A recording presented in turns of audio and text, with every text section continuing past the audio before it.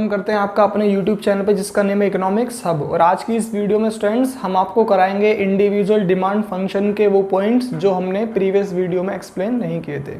Previous video में students हमने इसके 2 पॉइंट्स को डिस्कस किया था, only on price of commodity and price of related goods. तो चलिए डिस्कस करते हैं इसके बाद के 3 पॉइंट्स को जो उसमें रह गए थे, इनकम ऑफ द कंज्यूमर और इसके बाद था टेस्ट एंड प्रेफरेंस और फ्यूचर एक्सपेक्टेशन। तो देखिए students, income of the consumer की इनकम किस तरीके से अफेक्ट डालती है डिमांड पर। सीधी सी बात है, किसी पर्सन की इनकम मंथली 100 रुपीज़ है तो वो 100 के अकॉर्डिंग खर्च करेगा, और किसी पर्सन की income students per month 1 lakh rupees है तो वो 1 लाख के अकॉर्डिंग खर्च करेगा। अगर किसी पर्सन की इनकम, जिसकी इनकम स्टूडेंट्स 100 है पर डे या पर मंथ समझ लीजिए, उसकी इनकम इंक्रीज हो जाए 100 से 1000 तो वो क्या करेगा स्टूडेंट्स, अपने एक्सपेंडिचर को बढ़ा देगा, इंक्रीज कर देगा वो अपने खर्चे को, और क्या करेगा, जो वो अपने गुड्स की क्वालिटी है उसको मेंटेन करेगा और अपने लिविंग स्टैंडर्ड को चेंज करेगा।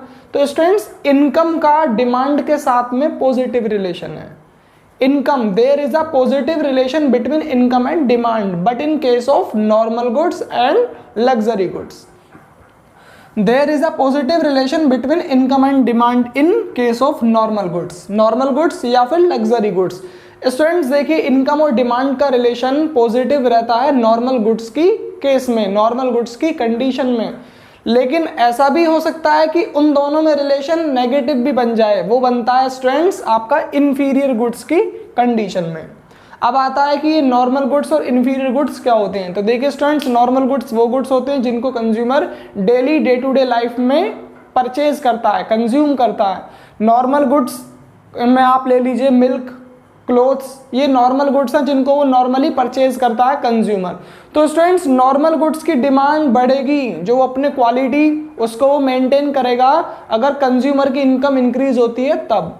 और देखिए स्टूडेंट्स, इंफीरियर गुड्स होते हैं लो क्वालिटेटिव गुड्स, जिस गुड्स में क्वालिटी कम होती है, जो आपके लो स्टैंडर्ड गुड्स होते हैं उनको हम बोलते हैं इंफीरियर गुड्स।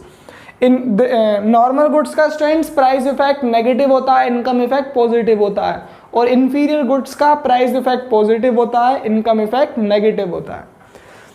इसमें बाजरा ले लीजिए या फिर चना ले लीजिए। तो स्टूडेंट्स, ये थे आपके इंफीरियर गुड्स और नॉर्मल गुड्स। तो देखिए स्टूडेंट्स, कंज्यूमर की इनकम अगर चेंज होती है तो उसका डिमांड पर क्या इफेक्ट पड़ता है। अभी हमने बताया था नॉर्मल गुड्स के लिए और इन्फीरियर के लिए कि नॉर्मल गुड्स में किस तरीके से चेंज होगी और इन्फीरियर के लिए किस तरीके से चेंज होगी। तो देख लीजिए स्टूडेंट्स, फर्स्ट पॉइंट इसमें डिस्कस करते हैं, increase in income of consumer. अगर कंज्यूमर की इनकम इंक्रीज होगी, सीधी सी बात है स्टूडेंट्स, तो वो अपने लिविंग स्टैंडर्ड को और भी क्या करेगा, अच्छा करेगा, और भी अपने लिविंग स्टैंडर्ड को चेंज करेगा, इंप्रूव करने की कोशिश करेगा।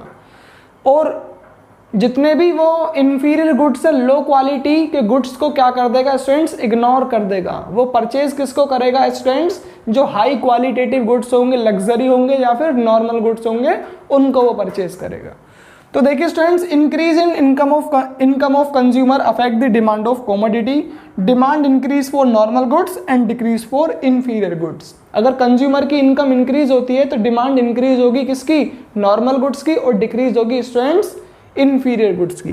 तो यहाँ पर स्टूडेंट्स हमें एक ही कर्व में दोनों इफेक्ट दिखाने पड़ेंगे, इंक्रीज भी और डिक्रीज भी। तो देखिए इसकी कर्व किस तरीके से ड्रॉ होती है, Y axis origin, X axis, Y axis पर आपका आएगा प्राइस, एक्स एक्सिस पर आपका आएगा क्वांटिटी डिमांड।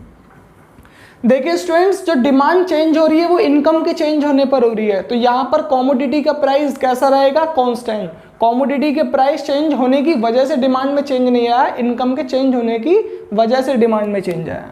तो देखिए स्टूडेंट्स, ये रहा आपका प्राइस, और इनिशियल डिमांड हम मान लेते हैं ये कमोडिटी की इनिशियल डिमांड है, ये है इनिशियल क्वांटिटी। सीधी सी बात है, यहाँ पर डिमांड इंक्रीज भी हो रही है और डिमांड डिक्रीज भी हो रही है। दोनों इफेक्ट हमें इसमें मिले, डी से D1 और ये हो गया D से D2। आप इसको अलग अलग भी बना सकते हैं और आप इसको एक साथ भी बना सकते हैं। ये आ जाएगा Q1 और ये आ जाएगा यहाँ पर आपका Q2। तो स्टूडेंट्स, डिमांड जो राइट वर्ड इंक्रीज हो रही है वो किस गुड्स की हो रही है, वो हो रही है आपकी किसकी, नॉर्मल गुड्स की। तो यहाँ लिख लीजिए, डिमांड इंक्रीज फॉर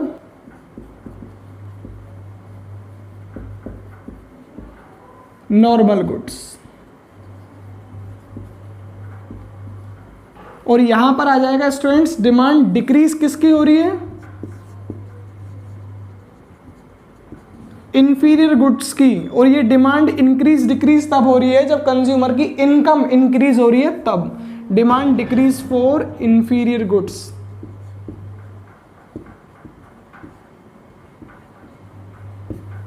तो स्टूडेंट्स ये increase in income of consumer तो यहाँ पर होता है खत्म। अब इसके बाद आता है कि कंज्यूमर की इनकम इंक्रीज होने की जगह डिक्रीज भी तो हो सकती है।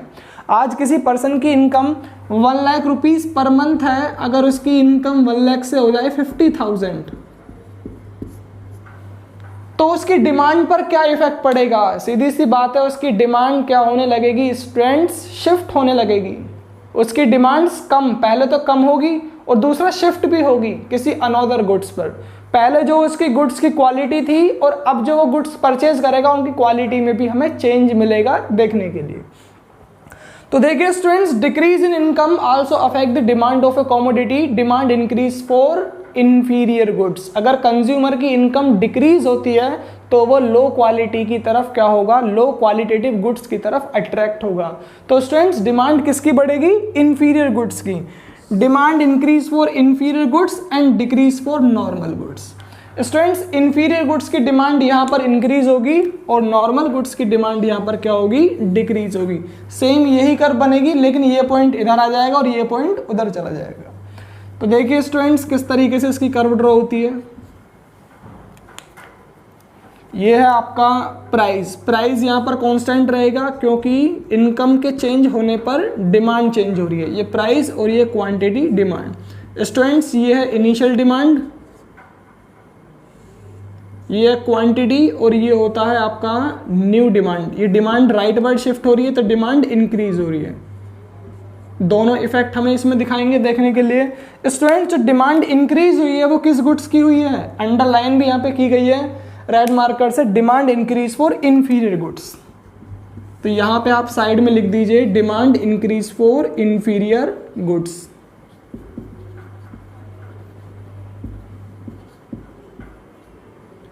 Inferior goods. और स्टूडेंट्स जो डिमांड यहाँ पर डिक्रीज होगी वो किस गुड्स की होगी, वो होगी डिक्रीज आपके नॉर्मल गुड्स की। ये डी से शिफ्ट हो जाएगी D2 पर और ये Q से शिफ्ट हो जाएगा Q2 पर। ये रहेगा पॉइंट आपके प्राइस का। स्टूडेंट्स देखिए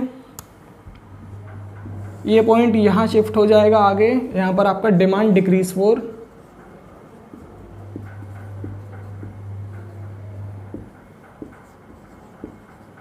नॉर्मल गुड्स।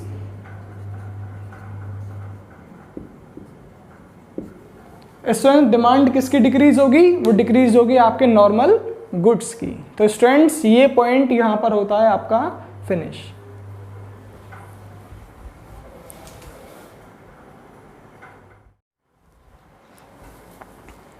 तो देखिए स्टूडेंट्स आगे इसमें नेक्स्ट पॉइंट आता है tests and preference. Consumer commodity की डिमांड को अपने टेस्ट और प्रेफरेंस के अकॉर्डिंग भी करता है। तो देखिए स्टूडेंट्स किसी एग्जाम्पल को, चलिए अगर हम बात करते हैं कि इसमें एग्जाम्पल लेते हैं कोल्ड ड्रिंक का।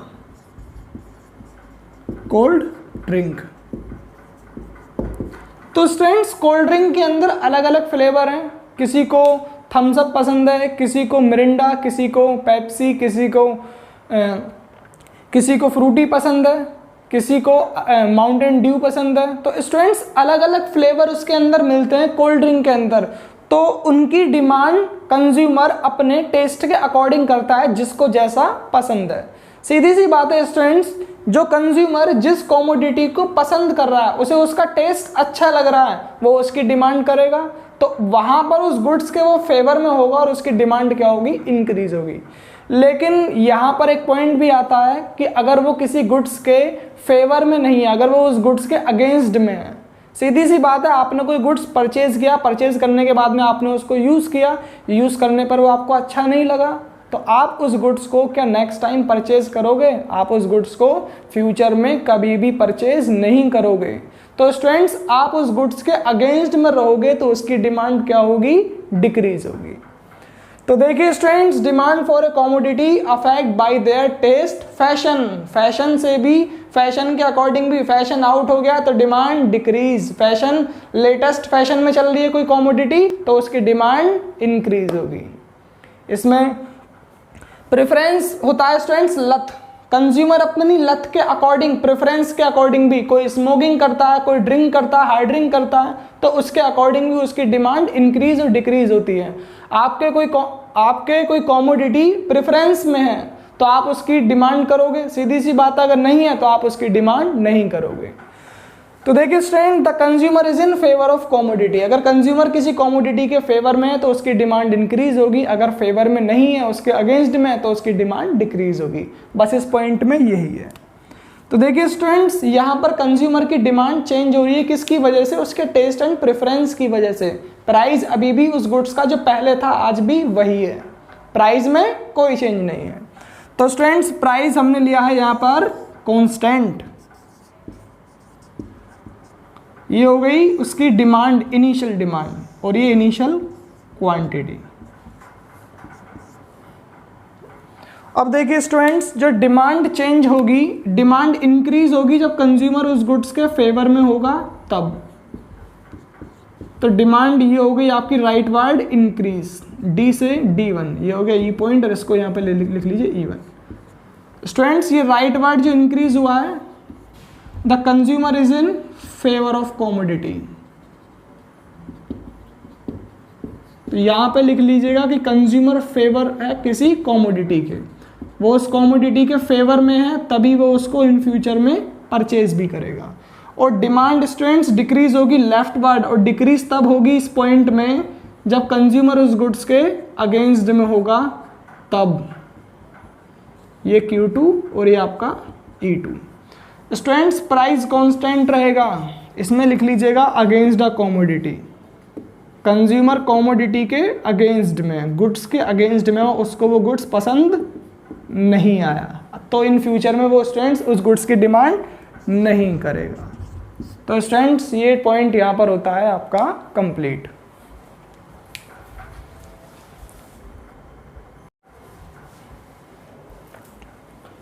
तो देखिए स्टूडेंट्स, आगे फ्यूचर एक्सपेक्टेशन ये पॉइंट आता है इंडिविजुअल डिमांड फंक्शन में। अभी पीछे हमने आपको पॉइंट डिस्कस किया था आपके सामने, टेस्टेज एंड प्रेफरेंस। अब देखिए फ्यूचर एक्सपेक्टेशन क्या होता है। तो देखिए स्टूडेंट्स, किसी कमोडिटी के प्राइस अगर फ्यूचर में चेंज होते हैं, आने वाले फ्यूचर में, आज उस कमोडिटी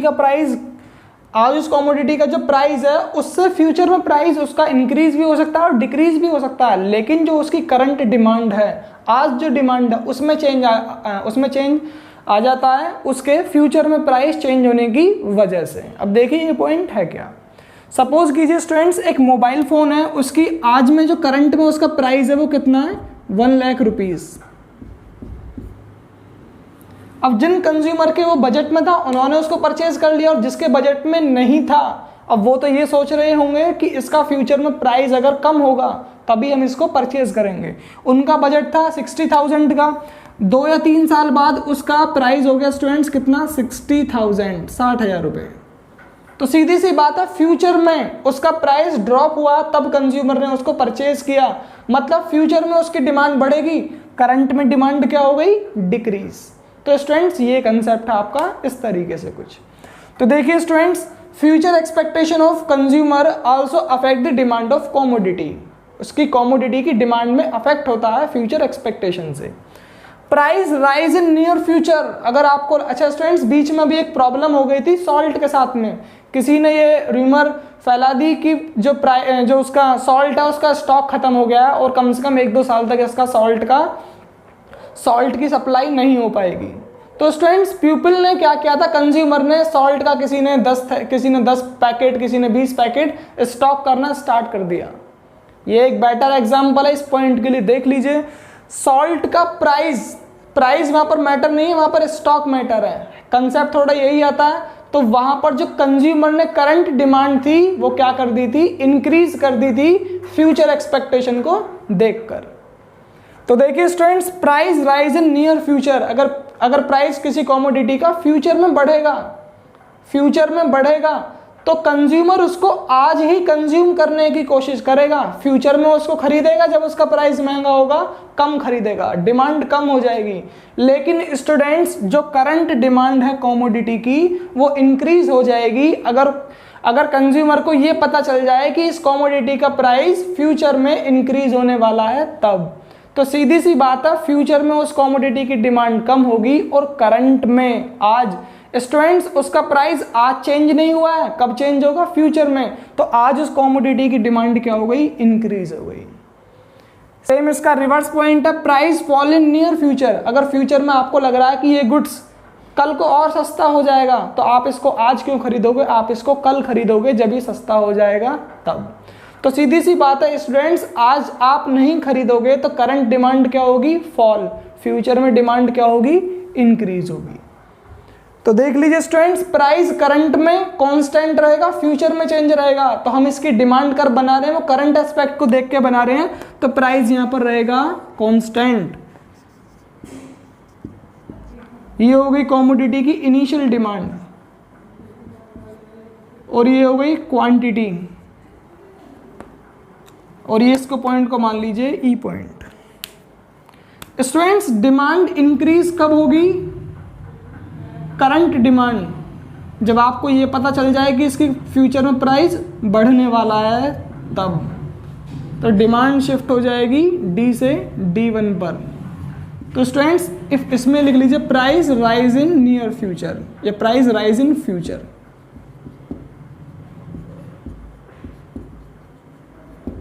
प्राइस अगर फ्यूचर में बढ़ेगा तो सीधी सी बात है, फ्यूचर में डिमांड भी कम होगी। आज तो उसकी डिमांड क्या होगी? आज तो बढ़ेगी।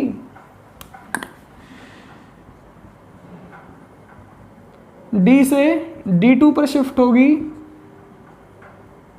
और ये हो जाएगा Q से Q। तो स्टूडेंट्स, ये पॉइंट E से शिफ्ट होगा E1 पर और ये E से शिफ्ट हो जाएगा E2 पर। तो यहां पे लिख लीजिए इसमें आप लिख लीजिए price decrease in future, price fall in, उल्टा हो गया क्या? नहीं सही हो रहा। If price fall in near future, हाँ प्राइस फॉल इन फ्यूचर, तो कमोडिटी की डिमांड क्या होगी स्टूडेंट्स? करंट में डिक्रीज हो जाएगी। तो स्टूडेंट्स, ये पॉइंट यहां पर होता है कंप्लीट।